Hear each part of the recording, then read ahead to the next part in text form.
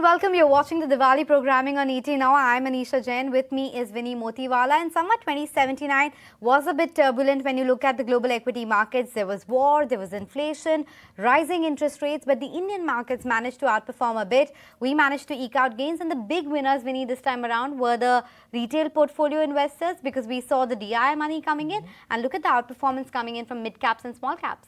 Absolutely. And this is despite those FII sellings that we were talking about as well. Despite that, India is a growth opportunity. Everyone has spoken about that time and again. And on this very special show, this Diwali edition, Muskaan Wali Diwali hai. So let's bring you all some Muskaan in your portfolio as well, and to bring some best stocks, some interesting stocks that you all should watch out for. We have very esteemed guests joining in with us, and we have Pankaj Murarka joining in with us, Vinit Bolinjkar, as well as Dipan Mehta. A very good afternoon to all of you all as well. Thank you so much for joining in with us, and a happy Diwali firstly to all three of you all as well. Happy Diwali, and thank you so much coming to the ET Now studios. Yes, happy Diwali to you, entire team at ET Now, and nice showpiece. Muskaan Wali Diwali, because all investors are all smiles just now. Investors are all smile, but one of the ways to increase that muskaan and increase that smile is by those wealth generating ideas that we all talk about. So let's talk about just that and get into stock specific discussion. Pankaj, why don't I begin with you? If I had to ask you one top bet that you like at this point of time, maybe from the new age vertical or any other stock, which name comes to mind? Well, I've been very positive on the whole internet ecosystem in India. I think we are at a very early stage in our adoption of digitization and internet. My firm belief, and I've said this a few times in the past, that internet sector will be the fastest growing sector of this decade in India. And on top of that, I feel, or I firmly believe, that the future of finance, or when it comes to banking, is fintech. So I'm very positive on Paytm as a company, because I think fintech is at the intersection of finance and technology. And my view, probably some of these fintech companies will emerge as the fastest growing companies within the financial sector for this decade. So clearly I like that, and now the company is turned profitable, and probably they're going to have very strong growth over the next let's say 2 to 3 years, and I think valuations still are very reasonable. So in the context of the near-term growth over the next couple of years, and more importantly the opportunities that lie for the company from a medium-term perspective, I think it becomes a very compelling bet for me. So not just for 1 year, but you're saying it's a long-term bet as well that one can hold for the next 3 to 5 years? Absolutely. Long-term bet. But there's one more, new age tech, and Vinit, you also have picked up Zomato, right? So what's your view on Zomato? Similar to what Pankaj is saying as well, this new age tech space, how are you seeing that grow as well? And Zomato specifically? I will definitely second his views, but I'd like to add one short-term trigger to it, is that coming off of the interest rates. So from 5% international treasuries, we are down to 4.5.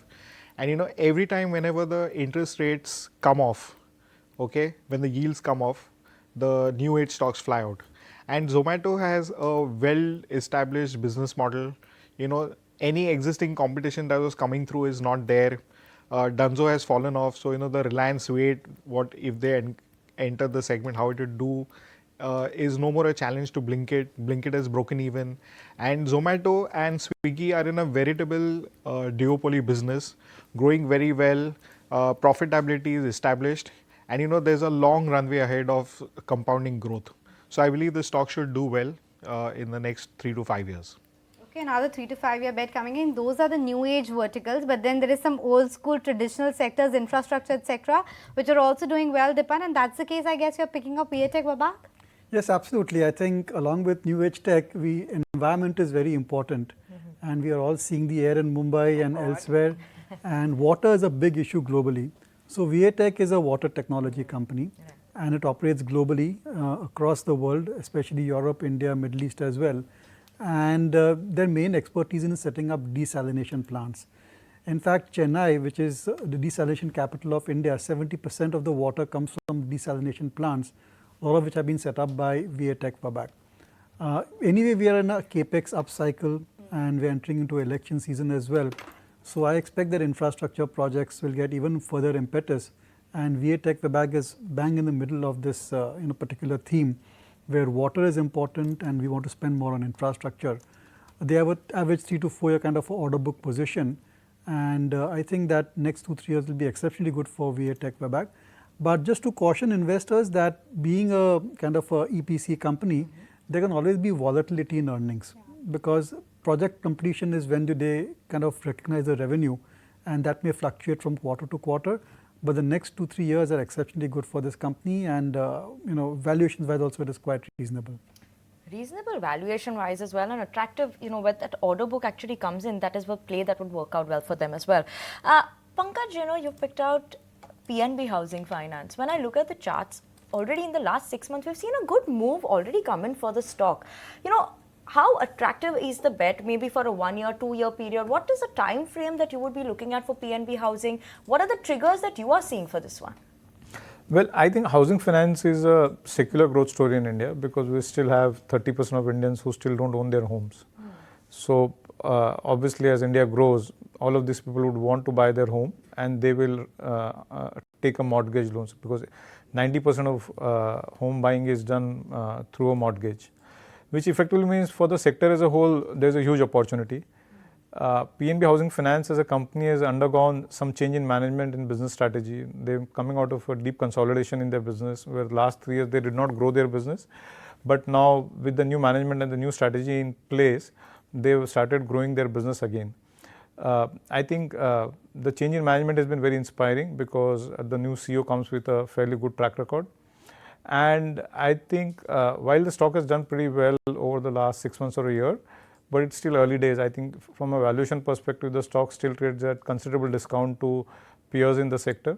And I think as they deliver numbers over the next few quarters, I think probably the street will gain confidence. And I certainly think that so clearly there is earnings growth, there is strong earnings growth in the company, and probably there is a significant valuation catch up between PNB Housing Finance versus the peer group or where the sector is trading at.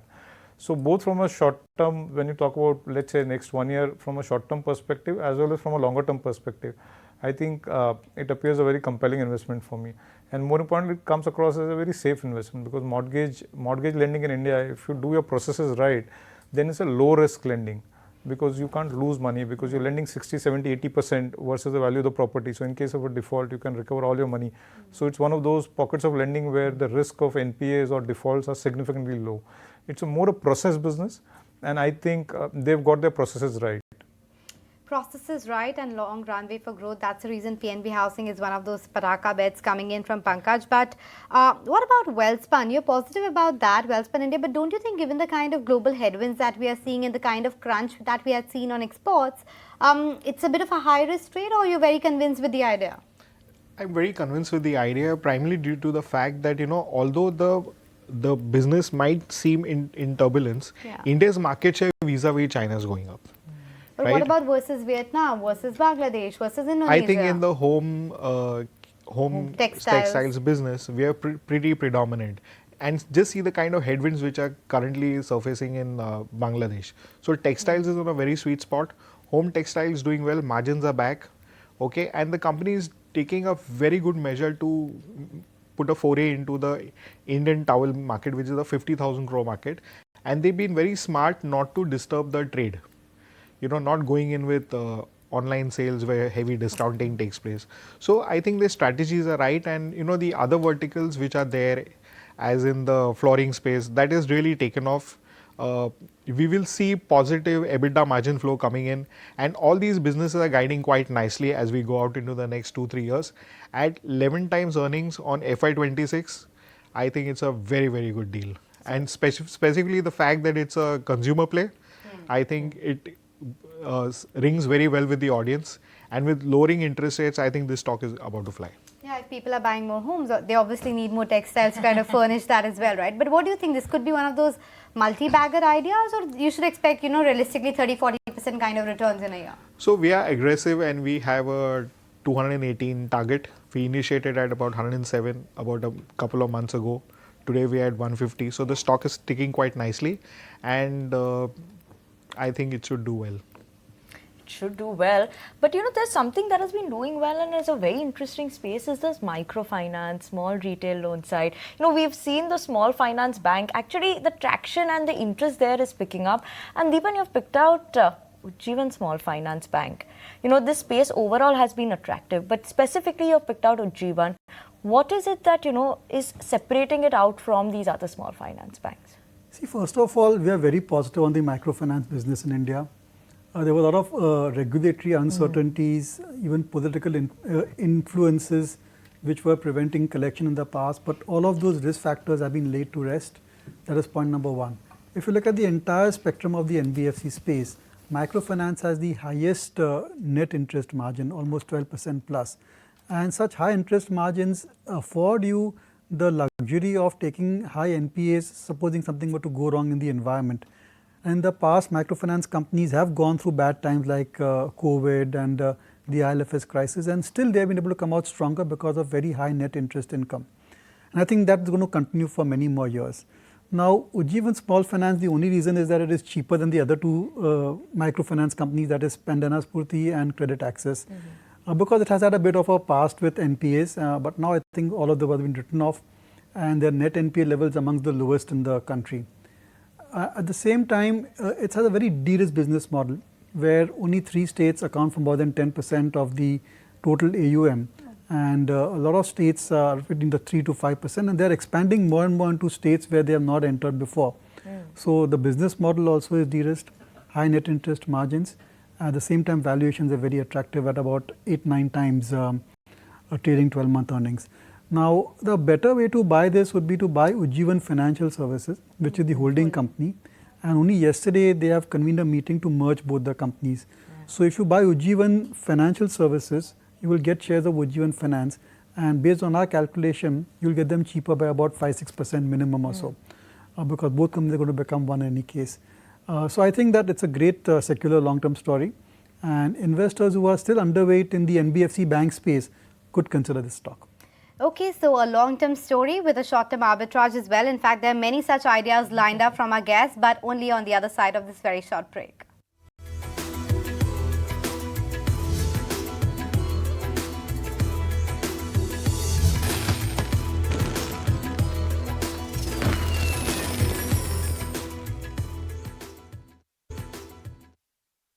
Welcome back. We are still in conversation with our guests, trying to decode what could be those wealth generator and cracker ideas for the coming Samvat 2080. So let me toss it back to our guests to get those ideas.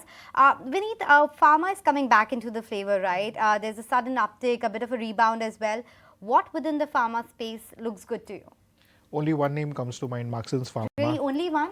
Absolutely, because it's 11 times, has the best ROC amongst all peers. And even after absorbing the Teva merger, they're sitting on plenty of cash, good growth runway. They'll do 15% CAGR growth for a long period of time, and margin expansion from 19 to the 20s. I couldn't ask for a better story. But where do you see it headed then? Like, what is the long term that you are keeping it for? So I think over the next 18 months, I think the stock could be at about 150 plus, very conservatively, and headed higher from there. Okay, that's the take coming in. Marksans Pharma is one of the top bets when it comes to the pharma sector. But Praj Industries, that one has been, I think, the favorite for the last few years. This ethanol story was going on and has played out very well. Do you see more legs to it? Because I thought all the announcements that were there in terms of, blending, etc. are already out and factored in. Yeah, that's right. I think it's been a great multi-bagger and value creator thanks to the ethanol story in India. But, ethanol blending, which is at 10%, is expected to go to 20% in 3 years' time. And presently, we are producing about 6 billion liters of ethanol. That needs to go to 12 to 14 billion. So there's a doubling of capacity, and that's the opportunity for Praj, which is a market leader and a technology leader in this particular space. And they have technologies where they can convert not just sugarcane into ethanol, but also rice and some of the other agro products as well. So that's a great opportunity for Praj Industries. They're sitting on very good order book position. Their margins are also amongst the best in the industry. And in our opinion, they haven't even scratched the surface as far as global export projects are concerned. And this entire biofuel is, suddenly post G20 has come to the focus of many of the countries, that they want to reduce dependence on oil per se because of all the geopolitical issues and environmental issues. And they want to focus on biofuel. And in terms of cost, in terms of environment friendliness, in terms of execution, I think biofuels have a great future, and that's why I think Praj has a very important role to play in it. Slightly on the expensive side compared to other engineering companies, but given the track record, given the corporate governance standards, the technology, quality of the promoters, I think is pretty well justified. This is one of the steady performers, and again, if you hold it for 3-4 years or so, you could get very good returns. But again, it's a capex company, so expect volatility in quarterly earnings. Yeah, because the stock has already been what, a 10 bag. I was just Yeah, I looking was at just- the chart. 2020 it was around $60. It's already 560 now. So it has been a 10 bagger, and Dipan believes there's more legs to it. That's what, because I was looking at it, I was like just typing down the name. I was like, okay, how much has it gone up? So really more legs to it is interesting to Good know. things can get better. Good things there's can get no better. That's blue skies territory, no limits, right? Absolutely. But Pankaj, you know, there's one sector that my sector, the IT sector analyst of ET now is here, and I keep asking her about what is IT, like where is it going to go, what is happening there. You know, I see a name coming in is Birlasoft now. You know, where do you see this mid-cap IT compared to the large cap? Surely they are doing much better than the large cap. So, you know, is there, how much room for growth is there? What are the triggers that, you know, you are seeing for Birlasoft as an IT company? So one, clearly, as far as the world is using more and more technology, which effectively means if Indian companies are dominating IT services, then the world needs more of Indian companies. While we've had slowdown in the sector over the last 6 quarters, but I think that is behind. Clients in US have started spending again, and probably if the next decade is about artificial intelligence and ChatGPT is the new thing, then businesses need to implement that, and for that IT services companies have a big role to play. As far as Birlasoft is concerned, I think the company has reached at one, they've got a new CEO, and they've made strategic changes to the business where they've re-strategized their go-to-market strategy. And they've brought much more sharper focus across businesses in terms of their go-to-market strategy, in terms of their service offerings, in terms of their deliveries, and so on and so forth. So it's a company which has undergone a transition at the management level and at the business level. It's still early stages to see the results of that, but whatever we've seen over the last 3 quarters is very encouraging. For a company of that size, which does about $600 million of revenue, to start winning meaningful deals from Fortune 500 clients, which they have not dealt with so far, is pretty encouraging. So my view is that over the next, let's say, 3 to 5 years, they could probably emerge as the fastest growing IT services company within the whole pack, because the kind of service capabilities they've added, the kind of sharper focus they've brought into the business, they've letting go of a lot of smaller clients and focusing on larger clients with big deals. And as I said, last quarter they won one large deal with a Fortune 500 company. So this is still early days, but I think probably it could emerge as the fastest growing IT services company over the next 3 years, 5 years. So probably in next 3 to 4 years, they should get to $1 billion of revenue, and which will, and the story doesn't end there. I think they can build on from there. So from that perspective, I think it looks pretty attractive to me. Yeah, of course, Very this year attractive. was marred because of the Invacare issue and the bankruptcy, etc. But maybe that is providing better valuations. Hoping you for to those enter rocket income. stocks, right? All of them jumping up now, at least from the IT side. That is what we all I mean, they've hoping had for. a very fuss kind of year, given the It fact was a of fusky bomb. We want a nice dhamaka and shine in the what we skies have now. seen generally in case of IT companies is the CEO makes a big difference to the Yes, company. leadership. Because his ability to win mind share of clients and then drive larger deals and probably bring the right kind of focus on right segments of the business plays a very big role in terms of driving growth. For a company like this, they've got a new CEO who used to run a $7 billion of P&L at Wipro. And now for someone like a CEO of that stature to run this company clearly means he understands how to build businesses and how to scale this company. So I think, and his early work is showing results. So I think it inspires a lot of confidence. Inspires a lot of confidence, but it's the time of Diwali, so how can we let you go without some games and some nice rapid fire? So let's just do that. Tell me, Vinit, if I had to ask you, where will Nifty be 1 year from here on? Give me a number. 25,000. 25,000. That's Ooh. quite a bullish call, Pankaj. Higher, lower? I think Nifty is fairly priced. A 10% return at the index level is not bad because this is a matured bull market. We are in the 4th year of this bull market. There are no low-hanging fruits. So I continue to remain optimistic on outlook for the economy and for the markets. Having said that, India is one of the most expensive markets in the world. I think it will continue to remain so, but low teens, 10-12% returns on Nifty index on an annualized basis is a very good outcome. Okay, so we have a very bull target, 25,000, a tempered one with a 10 to 12% gain from 20,000, so makes it 22,000 thereabouts. What about you? I'll go with him, 23,000 or so thereabout. I think if I buying starts to happen, then I think you can be surprised where the Nifty can go, because right now it's been pinned down by selling coming in the index stocks. Absolutely. So yes, so we're going to see that next year finally we're going to call you and see which one's target is met. Whoever's target they meet will give us laddus. That is the treat that we need as well. But one more rapid fire question then. Do you think the mid cap, small cap will outperform Dipan? No, I think it's going to be the year of large caps. Woohoo. Okay, large caps making a comeback. What about you? You have been always a favorite with respect to mid cap, small caps. They are your favorites, right?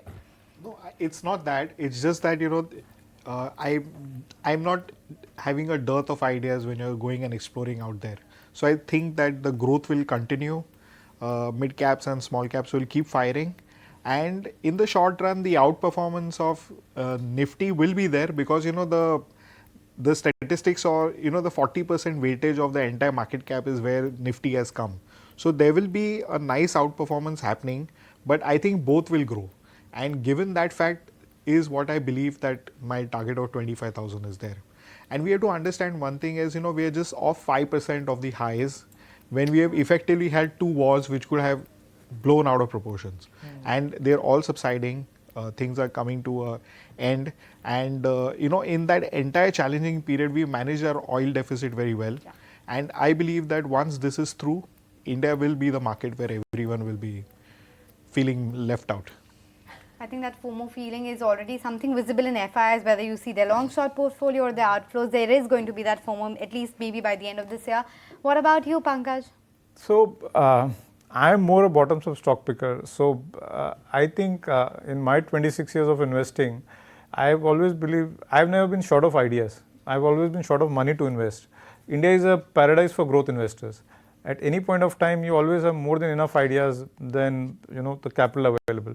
So I think if you invest in right companies in any scenario in India, even I've seen my experience in a year like 2008 also, when we had one of the worst bear markets also, you had stocks giving positive returns.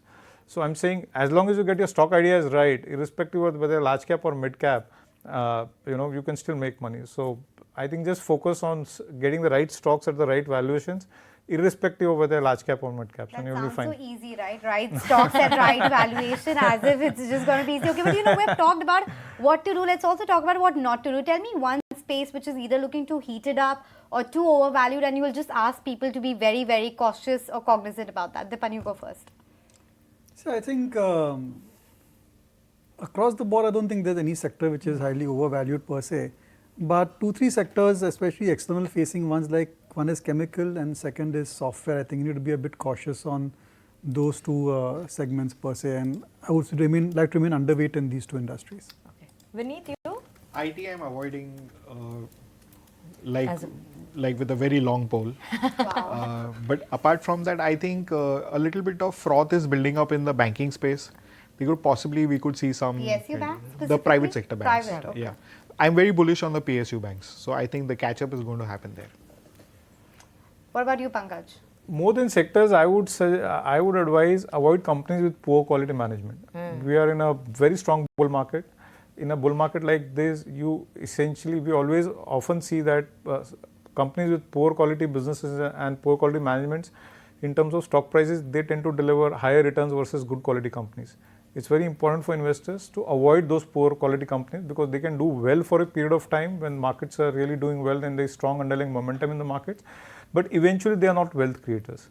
So investors should not waste their time, energy and resources or capital, or should not waste spending their time with and their capital with these poor quality companies. So I would strongly urge, irrespective of the market caps or the sectors, as long as you can avoid poor quality companies, you will be fine, because underlying growth in India is so strong that any company with a decent management will deliver healthy growth and you will still make money. Just avoid poor quality companies and businesses. Absolutely, avoiding poor quality companies. And all our three guests have spoken about the India growth story. We have given you all a very special Diwali gift, 9 stocks coming in from all these 3 guests. Very special Khushiyon Wali, Muskaan Wali Diwali. So firstly, thank you so much Pankaj, Vinit as well as Dipan for joining in with us. And thank you so much viewers for tuning into ET Now. a very special and a happy Diwali to all of you all as well from Anisha, myself, as well as Team ET Now.